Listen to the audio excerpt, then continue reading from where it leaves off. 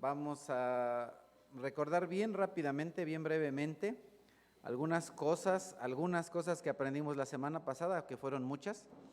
El Señor Jesucristo dice que vendrán muchos en su nombre, diciendo que son Cristo, para engañar, que habrá guerras reales y algunos rumores de guerra, pero no nos debemos de alarmar a pesar de la dificultad. También el Señor Jesucristo dijo que en el final de los tiempos habrá tanta maldad, de tal manera que el amor de muchos se va a enfriar, pero que nos tenemos que mantener firmes en el amor a Dios. Si ustedes pusieron atención, dice el que se mantenga firme, ¿en qué? En el amor. Nos tenemos que mantener firmes en el amor y también en la fe hacia nuestro Señor Jesucristo. También irán surgiendo falsos profetas que hacen grandes milagros, grandes señales, no solamente milagritos, sino grandes milagros, grandes señales para engañar a la gente, que cuando sea la segunda venida encarnada del Señor Jesucristo, será muy notorio, no es algo que te tengan que decir velo, porque tú a los que les toque verlo lo verán. Y también el Señor Jesucristo nos advirtió a todos respecto de la importancia de mantenernos atentos, de mantenernos despiertos, de continuar alimentándonos de la palabra de Dios, de mantenernos en oración, de que nuestra vida sea llena de buenas obras, ya que no sabemos el día ni la hora en la que vendrá nuevamente nuestro Señor Jesucristo. También el Señor Jesucristo nos animó a no ser negligentes con los dones que Él nos da, ¿cierto? Debemos poner en práctica los dones, los regalos que Él nos da, las características y también la importancia de ayudar a los necesitados, principalmente a la familia de la fe. Todo eso y más vimos la semana pasada. Y el día de hoy vamos a hablar acerca del arrebatamiento. El arrebatamiento es un tema o un acontecimiento del cual se nos habla en los sucesos futuros. Hay muchas películas, libros, algunos muy populares respecto del arrebatamiento, y también es un tema que lleva a debate, que lleva a veces a confusión, y esto también lleva a que algunas personas se obsesionen, están muy obsesionados en cuanto a los sucesos, en cuanto al momento, se obsesionan demasiado. Pero está el otro extremo, los que ignoran, algunos inclusive se burlan, les parece una cuestión de cuento de hadas, que no es cierto, que no es verdad, pero para nosotros, al ser parte de una iglesia bíblica, nos interesa no lo que piensen los demás, no lo que piensa el mundo, sino lo que dice Dios, y eso lo encontramos en la Biblia. Entonces es bien importante saber que este término rapto proviene de una palabra o del latín que viene a su vez de otra palabra griega que traducida al español significa quitar de manera repentina o arrebatar. En el Nuevo Testamento nosotros encontramos esta palabra arrebatar o quitar repentinamente en varios pasajes. Algunos de ellos esta misma palabra se refiere a robar o a saquear, y esa la encontramos en Mateo, en el capítulo 11, 12, 13, en Juan, capítulo 10, en el 12, y también esta misma palabra se utiliza para apoderarse, para tomar posesión de algo. Eso lo encontramos en Juan, en el libro de los Hechos, en Judas.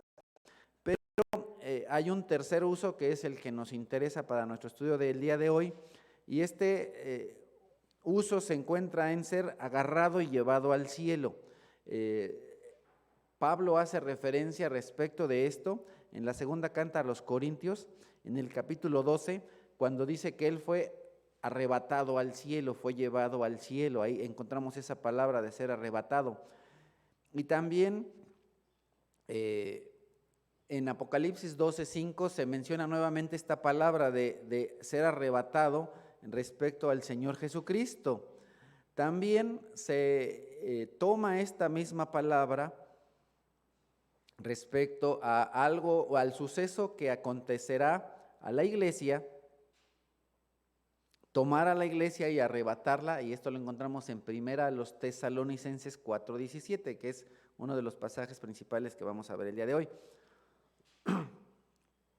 Ahora, algo que nosotros tenemos que aprender y que vamos a aprender el día de hoy y que vamos a sustentar bíblicamente es que no existe en la Biblia un indicio de que ese momento o ese suceso del arrebatamiento se llevará a cabo en la semana 70 de Daniel o en el tiempo de la tribulación, que para nosotros es lo mismo. No existe en la Biblia una referencia a que el arrebatamiento va a ser en ese tiempo.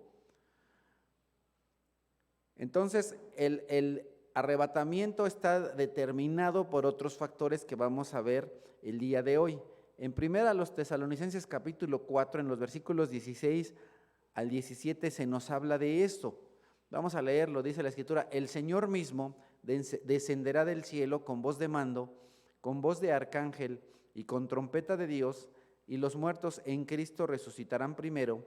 Luego los que estemos vivos, los que hayamos quedado, seremos arrebatados junto con ellos en las nubes para encontrarnos con el Señor en el aire, y así estaremos con el Señor para siempre. Ahora, hay dos pasajes que hablan del arrebatamiento. Uno de ellos es esta primera carta a los Tesalonicenses, y hay otro pasaje que se refiere a este suceso, aunque no usa la palabra arrebatamiento. ¿Sí me explico? Se refiere al arrebatamiento, pero no usa la palabra arrebatamiento. La encontramos en primera carta a los Corintios, capítulo 15, en los versículos 51 al 52, y dice la Escritura: fíjense bien el misterio que les voy a revelar. No todos moriremos, pero todos seremos transformados en un instante, en un abrir y cerrar de ojos, al toque final de la trompeta, pues sonará la trompeta, y los muertos resucitarán con un cuerpo incorruptible, y nosotros seremos transformados. Entonces, las Escrituras nos enseñan que en el futuro sucederá este evento llamado el rapto, pero no se nos dice un tiempo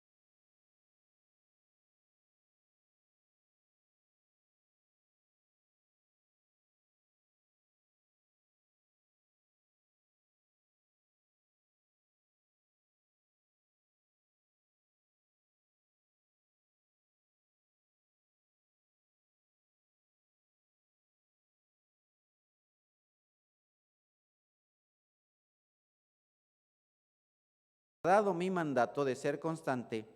Recordemos que en el libro del Apocalipsis nosotros podemos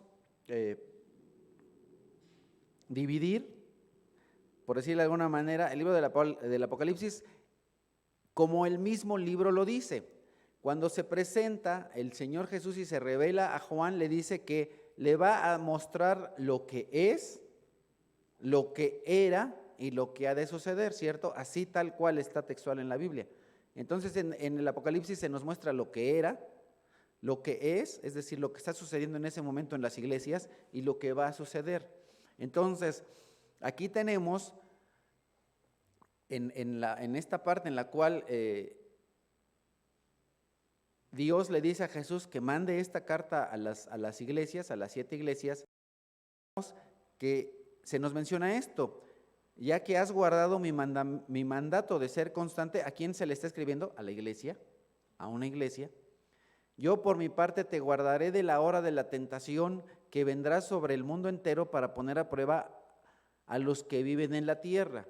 Entonces, el arrebatamiento pretribulacional, o sea, antes de la tribulación, que es en lo que nosotros creemos, es por medio de la cual el Señor Jesús libera a su iglesia ¿de qué? De la tribulación.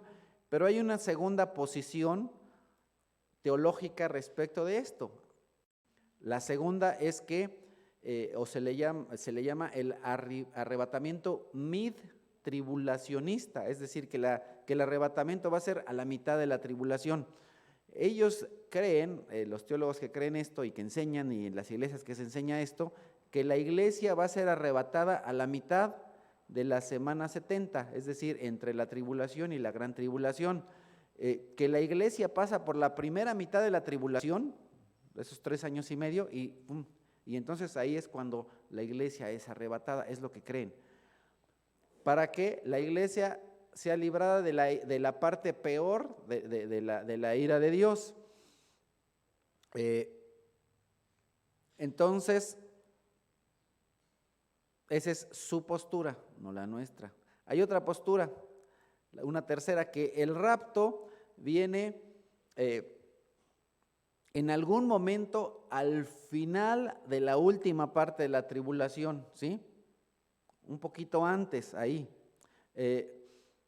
Y entonces libra a las personas de la parte última, de los juicios de las trompetas y de las copas. Ajá. Ellos creen que en ese momento sucede la tribulación. Y hay una cuarta posición. La cuarta posición es el rapto post-tribulacional. Es decir, que las personas de la iglesia pasan toda la tribulación y al final de la tribulación sucede el arrebatamiento.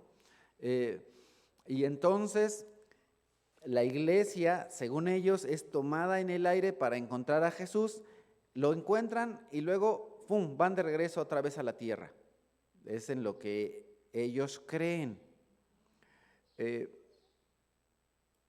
Y entonces, de nuevo, en esta congregación nosotros creemos que la tribulación se llevará a cabo, de acuerdo con los teólogos, en la primera postura, es decir, pretribulacionista, es decir, antes de la tribulación. Y vamos a ver por qué. De nuevo, Apocalipsis 3:10, lo voy a volver a leer. Ya que has guardado mi mandamiento de ser constante, yo por mi parte te guardaré de la hora de la tentación que vendrá sobre el mundo entero para poner a prueba a los que viven sobre la tierra o sobre el mundo entero. Entonces, nosotros creemos que el Señor va a cumplir sus promesas.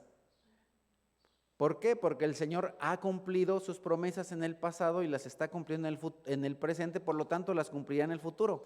Y si Dios dice que Él va a librar, va a guardar a la iglesia, entonces nosotros por eso creemos que no va a pasar la iglesia por ahí, porque el Señor no va a permitir que la iglesia sufra de ese tiempo terrible. Ahora, te guardaré, no es que lo van a meter ahí en un hueco y cuando todo termine va a salir. ¿Sí me explico? No es que te guardo y ya cuando todo se acabe, ahora sí sal. No es que te va a meter en un hueco, en un refugio, y cuando se acabe todo, entonces la iglesia sale. No es así. Porque nosotros vemos en el libro del Apocalipsis que la cosa se pone bien terrible para todas las personas. Entonces, cuando el Señor dice, te guardaré, no vas a pasar por eso. Y entonces, si ustedes se dan cuenta de las 4 posiciones que les mencioné respecto de la tribulación, la que concuerda más con lo que la misma Biblia dice es el pretribulacionismo, ¿sí? Que vamos a salir antes. Recordemos que pre quiere decir antes de la tribulación. Entonces, si nosotros vemos, por ejemplo, cuando Pablo dice cómo Dios lo guardó de la muerte, porque en el original se usa exactamente la misma palabra, cuando Pablo dice que Dios lo guardó de la muerte, eso no quiere decir que él estuvo ahí, algo así como que resucitó, no sé si me explico, simplemente no se murió, no pasó por ahí. Ese es el sentido de te guardaré la tribulación, es no vas a pasar por la tribulación. No, Pablo no pasó por la muerte. Y él en sus cartas dice que Dios lo guardó de la muerte. Es decir, no pasó por. Y es el mismo sentido cuando aquí nos dice el apóstol Juan, te guardaré de la prueba. Es la misma idea.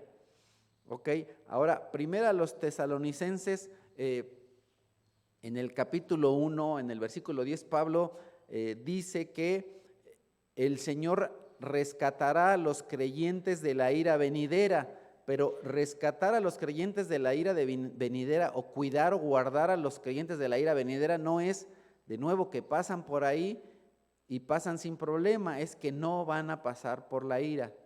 Ok, entonces eso es importante. Ahora, si nosotros leemos con mucha atención, en ningún lugar del Apocalipsis, del libro del Apocalipsis, entre los capítulos desde el 6 hasta el 18, se menciona a la iglesia. ¿Ustedes ya han leído el libro del Apocalipsis? Ok, en ningún lugar en los capítulos desde el 6 hasta el 18 se menciona a la iglesia. ¿Por qué no se menciona? Pues porque no está. No está. Si la iglesia estuviera ahí como algunos creen, entonces nosotros, según nuestra creencia, se mencionaría. Pero como no se menciona, pues no está.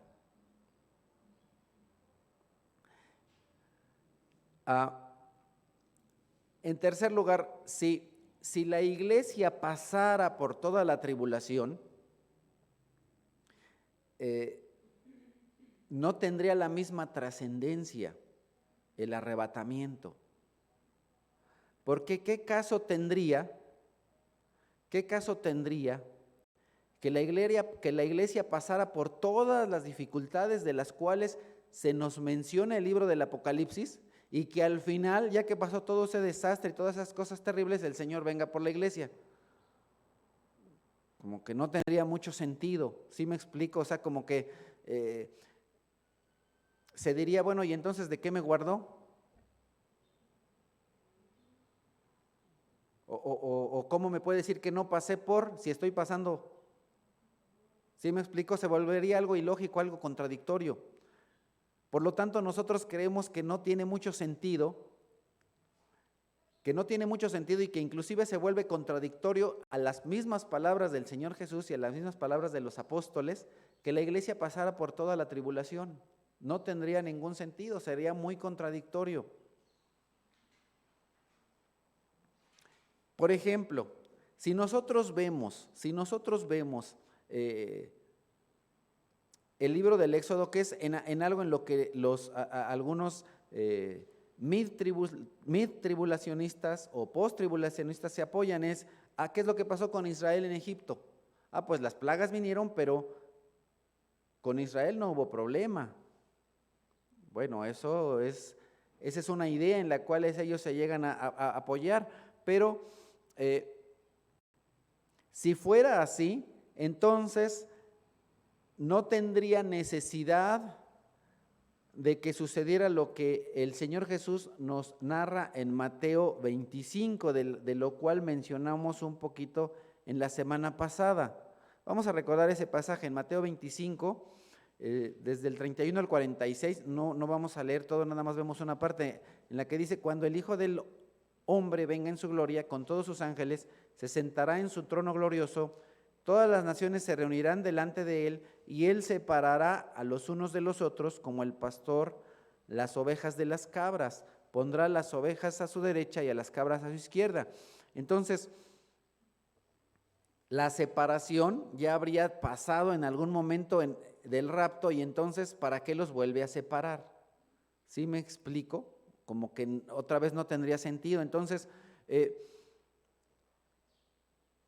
si todos los creyentes fueran, como algunos enseñan, arrebatados justo antes del milenio, pero así, es decir, pasando por toda la tribulación, entonces, ¿quién estaría en el reino? ¿Sí me explico? Estos hermanos que creen que el arrebatamiento es exactamente cuando se acabe la tribulación, entonces uno dice: ok, se llevaron a todos. ¿Y entonces quién quedó con Jesús? Si ya se los llevaron. ¿Sí me voy explicando? Entonces esa teología de estos hermanos de que el arrebatamiento se lleva exactamente cuando se acaba la tribulación, hace que no tenga sentido, porque ¿quién se quedó entonces con Jesús para reinar con Cristo 1000 años? Si ya se los llevó. Tampoco tuvo sentido. Porque recordemos que la Escritura nos dice que los no creyentes van a ser juzgados al final de la tribulación y serán quitados de la tierra. Van a ser quitados de la tierra, y después de que sean quitados, entonces Jesús reina 1000 años. Pero cuando más adelante, en semanas posteriores, hablaremos un poquito del milenio. Cuando venga el milenio, los pecadores ya fueron quitados de la tierra. Esto se nos menciona en Mateo 13, del 41 al 42. Dice la Escritura: así como se recoge la mala hierba y se quema en el fuego, ocurrirá también al fin del mundo. El Hijo del Hombre enviará a sus ángeles y arrancarán de su reino a todos los que pecan y hacen pecar. Los arrojarán al horno encendido, donde habrá llanto y rechinar de dientes. Luego dirá a los que estén a su izquierda: apártense de mí, malditos, al fuego eterno preparado para el diablo y sus ángeles. Entonces, aquí nosotros tenemos algo que no cuadra con algo que creemos y enseñamos. De nuevo, más adelante en semanas posteriores lo voy a volver a retomar. Resulta que en el tiempo del milenio, las personas tendrán hijos, y esos hijos serán capaces de pecar. Aunque te puede parecer sorprendente, estando Cristo reinando en esta tierra, porque eso es lo que nos enseña la Biblia. Cuando Cristo venga a esta tierra y reine por 1000 años, al final del milenio, ¿qué es lo que va a suceder? Una rebelión. ¿Pero ¿y quién se va a rebelar? Pues personas que durante ese tiempo tengan hijos y sus hijos sean no creyentes. Los que entran al milenio son creyentes, pero en el lapso del milenio tendrán hijos y sus hijos serán no creyentes, algunos, y ellos son los que se rebelarán contra Cristo. ¿Ok? Ellos serán capaces de pecar y de rebelarse. Eso es en lo que nosotros creemos. ¿Y de dónde nos sacamos eso? El mismo libro de Isaías, capítulo 65, versículo 20, dice: nunca más habrá en ella, está hablando del tiempo, si nosotros ponemos atención, está hablando del milenio. Nunca más habrá en ella, en la Jerusalén, niños que vivan pocos días, ni ancianos que no completen sus años. El que muera a los 100 años será conservado joven, pero el que no llegue a esa edad será considerado maldito. Es decir, en el tiempo del milenio también habrá muertes. Las personas, no todas vivirán 1000 años. Algunos se van a morir ahí en el proceso y algunos al final en la rebelión.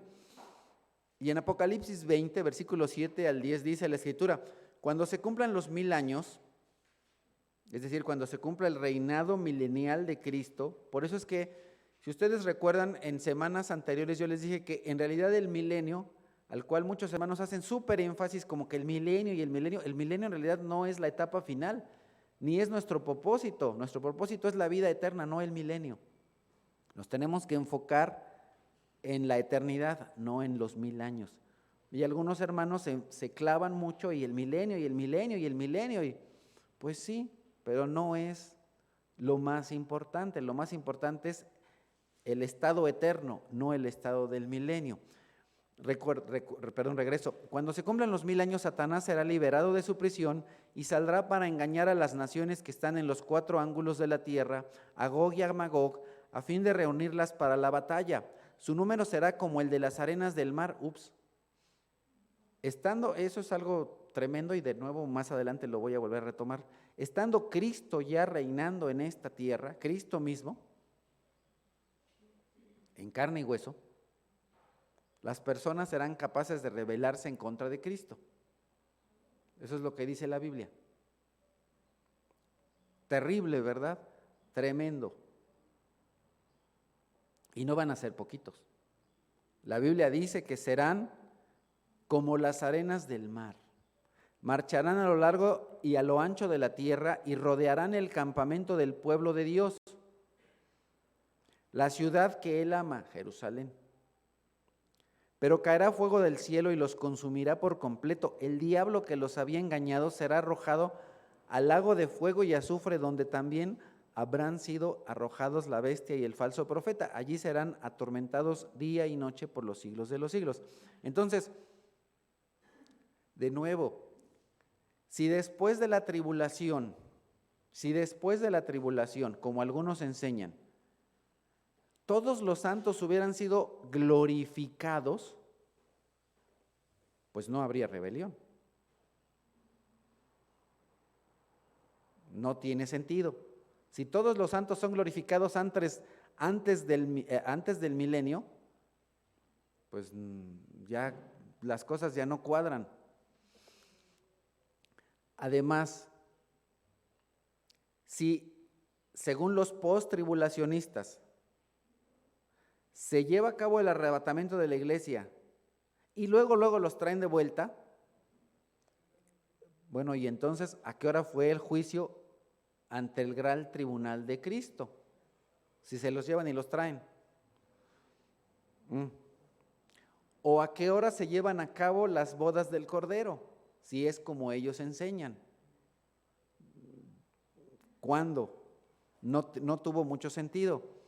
Entonces, cronológicamente hablando, de acuerdo a lo que nosotros creemos, no tiene congruencia. Tampoco hay congruencia en lo que ellos creen con el juicio o con la separación de las ovejas y las cabras.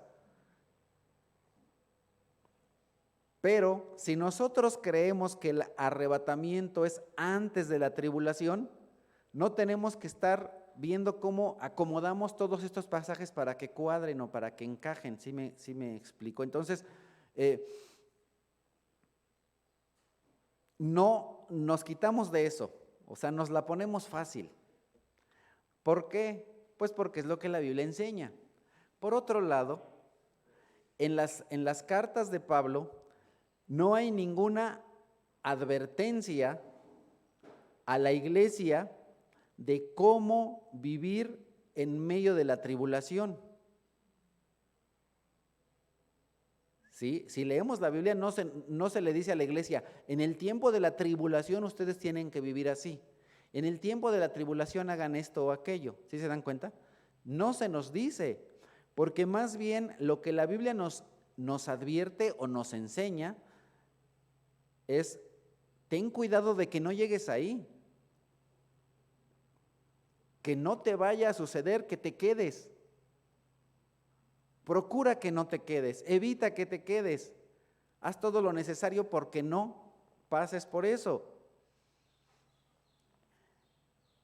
En las epístolas, de nuevo, hay avisos, hay advertencias para hacer una profesión de fe, para creer en Dios, para aceptar a Dios, para aceptar a Cristo y para ser librado de todo eso. No se nos dice prepárate y resiste en toda la tribulación, no. Se nos advierte del error futuro, de los falsos profetas, de lo que hará el enemigo de Dios, pero no se nos dice ustedes mientras que estén ahí, no. Vamos al libro de los Hechos capítulo 20 y dice: tengan cuidado de sí mismos y de todo el rebaño sobre el cual el Espíritu Santo los ha puesto como obispos para pastorear a la iglesia de Dios, que Él adquirió con su propia sangre. Sé que después de mi partida entrarán en medio de ustedes lobos feroces que procurarán acabar con el rebaño. Y en la segunda epístola de Pedro, en el capítulo 2, dice: en el pueblo judío hubo falsos profetas, y entre ustedes habrá falsos maestros que encubiertamente introducirán herejías destructivas al extremo de negar al mismo Señor que los rescató. Esto les traerá una pronta destrucción. Y en Judas 4 dice: el problema es que se han infiltrado entre ustedes ciertos individuos que desde hace mucho tiempo han estado señalados para condenación. Son impíos que cambian en libertinaje la gracia de nuestro Dios y niegan a Jesucristo, nuestro único soberano y Señor. Entonces, la Escritura nos advierte sobre qué, sobre falsos maestros, sobre falsos profetas. Y el Nuevo Testamento nos avisa de tener cuidado de no llevar una vida impía, de no llevar una vida pecaminosa.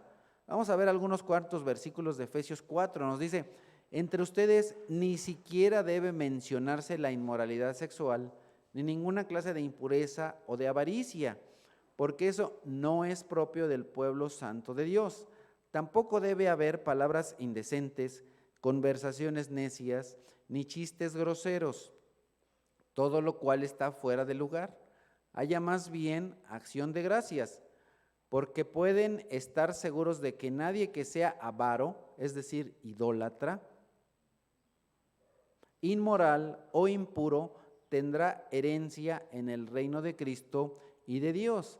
Que nadie los engañe con argumentaciones vanas, porque por esto viene el castigo de Dios sobre los que viven en desobediencia, así que no se hagan cómplices de ellos. Nosotros vemos esta advertencia de cómo vivir y cómo no vivir. Y también tenemos palabras de advertencia en la primera carta a los Tesalonicenses capítulo 4, en Hebreos 12, estos los pueden leer en su casa, y también en el mismo Nuevo Testamento se nos amonesta para resistir en dificultades presentes. Por ejemplo, primera Tesalonicenses 2 dice: así que no dejamos de dar gracias porque al oír ustedes la palabra de Dios que predicamos, la aceptaron no como palabra humana, sino como lo que realmente es, palabra de Dios, la cual actúa en ustedes los creyentes.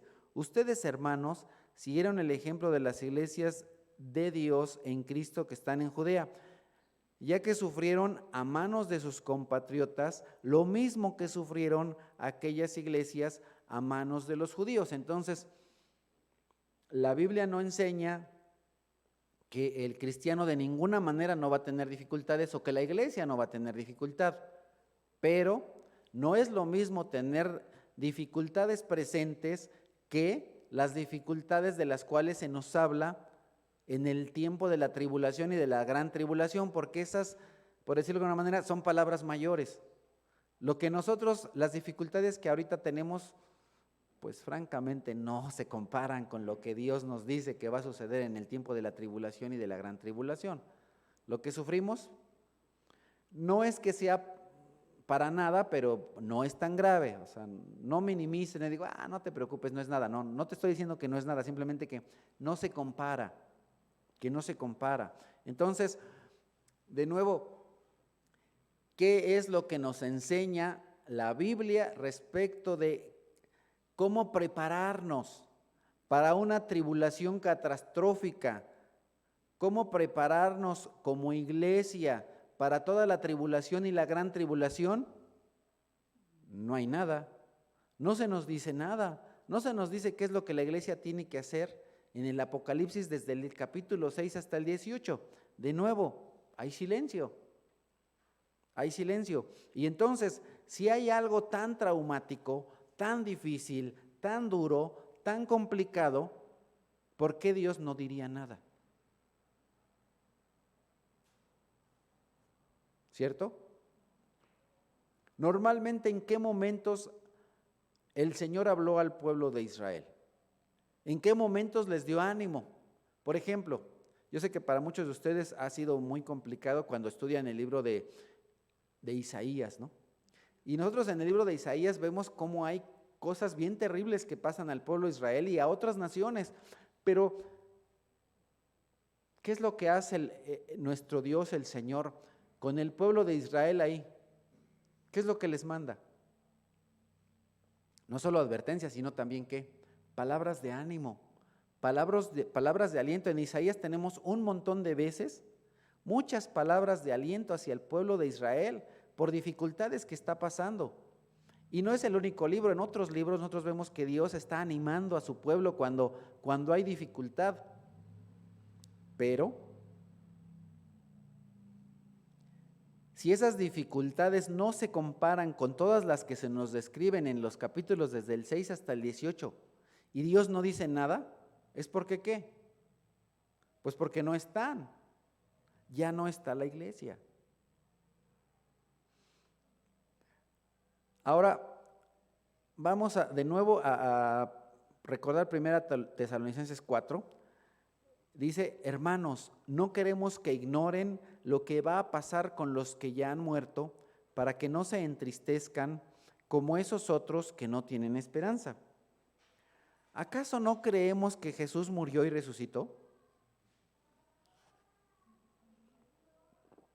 Así también Dios resucitará con Jesús a los que han muerto en unión con Él, conforme a lo dicho por el Señor. Afirmamos que nosotros, los que estemos vivos y hayamos quedado hasta la venida del Señor, de ninguna manera nos adelantaremos a los que hayan muerto. El Señor mismo descenderá con voz de mando, con voz de arcángel y con trompeta de Dios, y los muertos en Cristo resucitarán primero. Luego los que estemos vivos, los que hayamos quedado, seremos arrebatados junto con ellos en las nubes para encontrarnos con el Señor en el aire, y así estaremos con el Señor para siempre. Por lo tanto, anímense unos a otros con estas palabras. Entonces,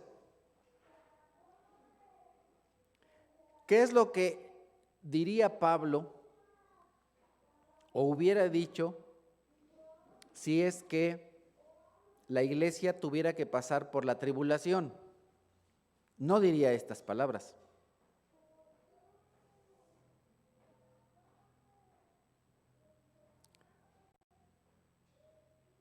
Entonces,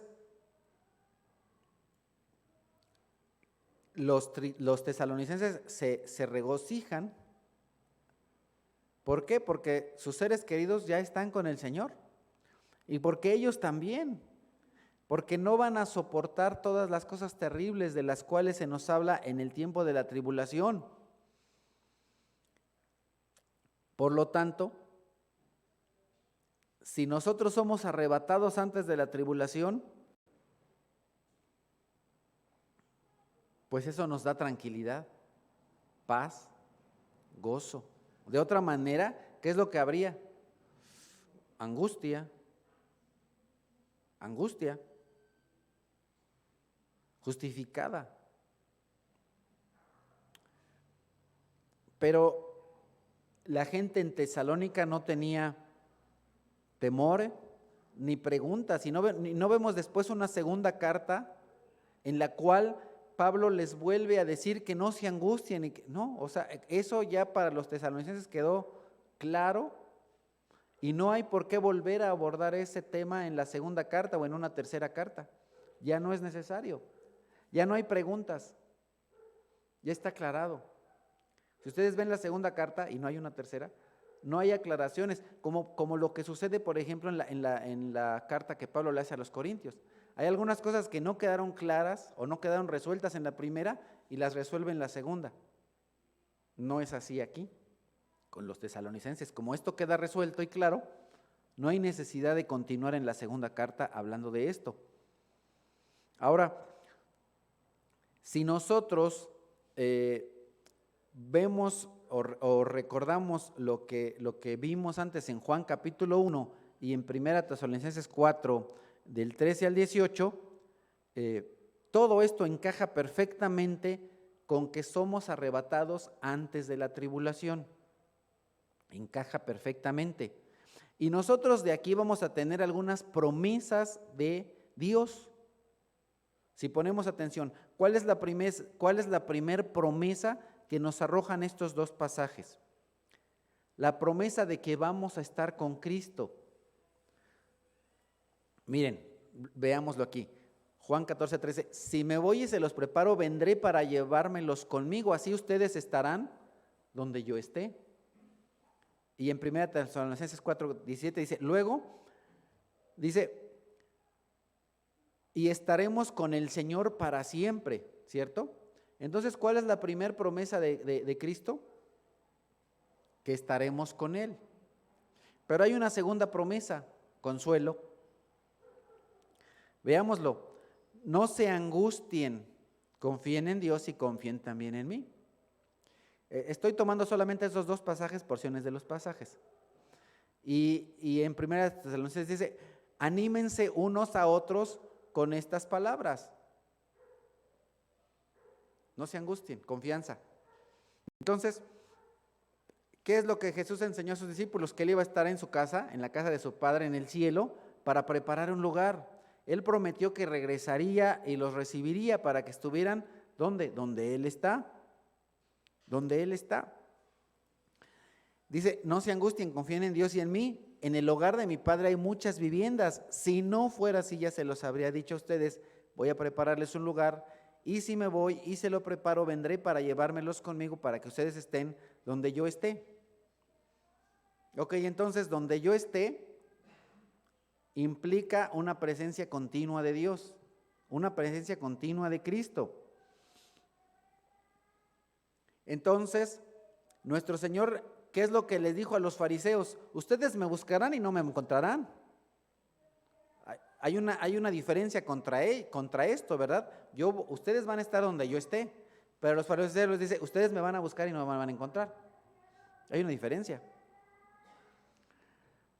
Y Él no estaba hablando de su tiempo aquí en la tierra, sino ¿de dónde? Del cielo.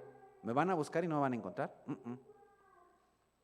Entonces, cuando el Señor Jesús dice, para que donde yo estoy, o para que donde yo esté ustedes estén, se refiere ¿a qué? Al cielo.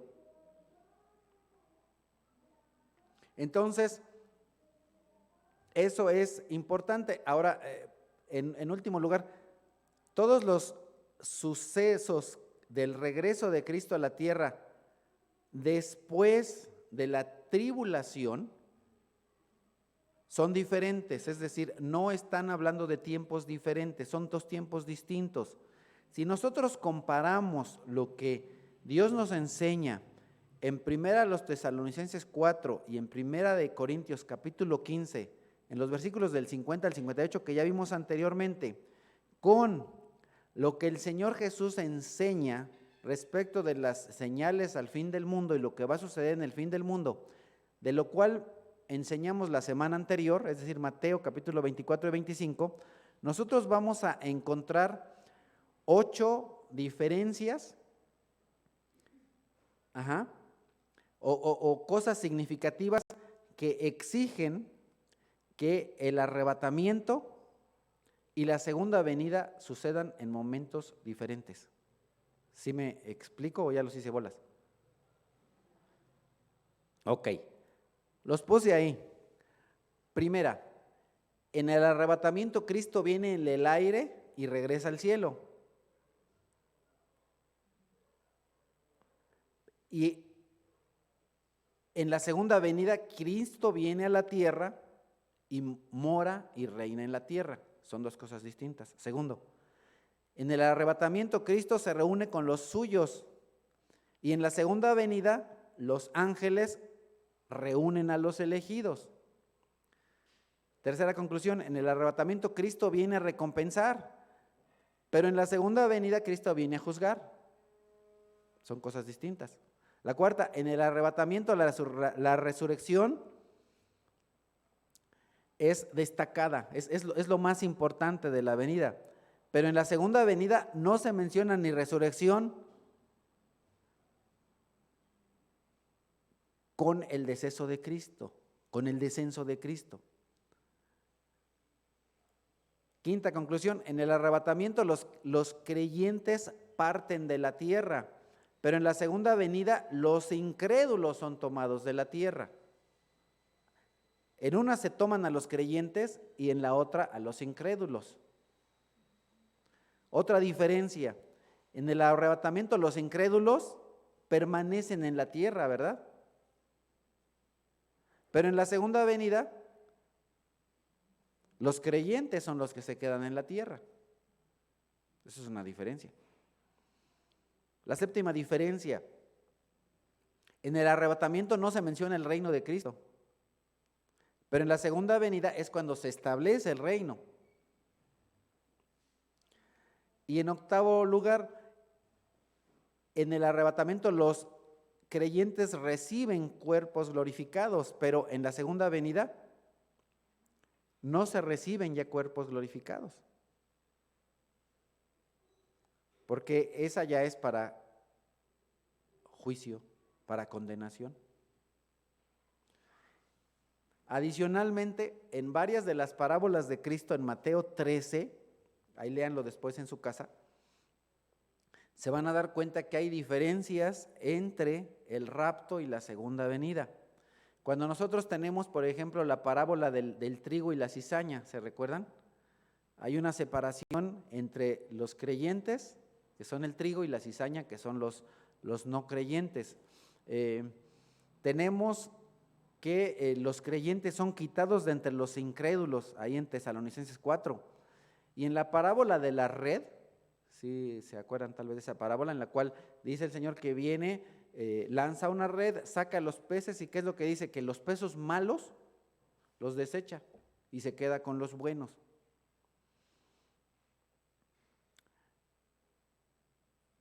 ¿Y qué es lo que sucede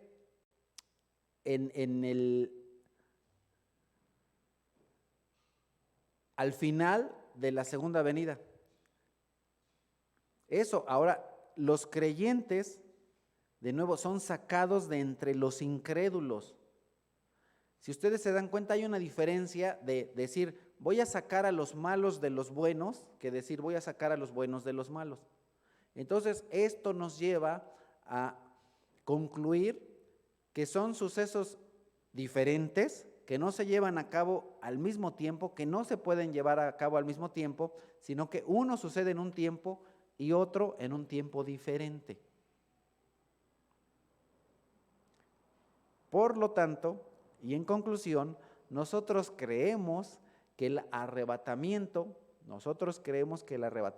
se llevará a cabo antes de la tribulación y antes de la gran tribulación. Y para eso todos esos pasajes que les presenté, porque es importante que lo que nosotros creemos esté sustentado bíblicamente y que tenga coherencia y que tenga sentido todo lo que Dios dice en su palabra.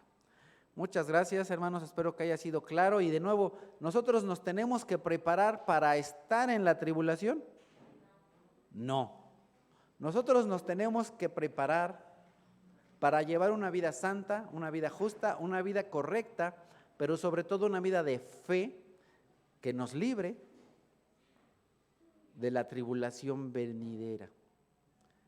Nos tenemos que guardar fieles en amor y en fe hasta el fin. Nos tenemos que guardar en fe y en amor hasta el fin, para que Dios nos guarde, nos libre de esa ira venidera. Amado Señor, te damos gracias por todo lo que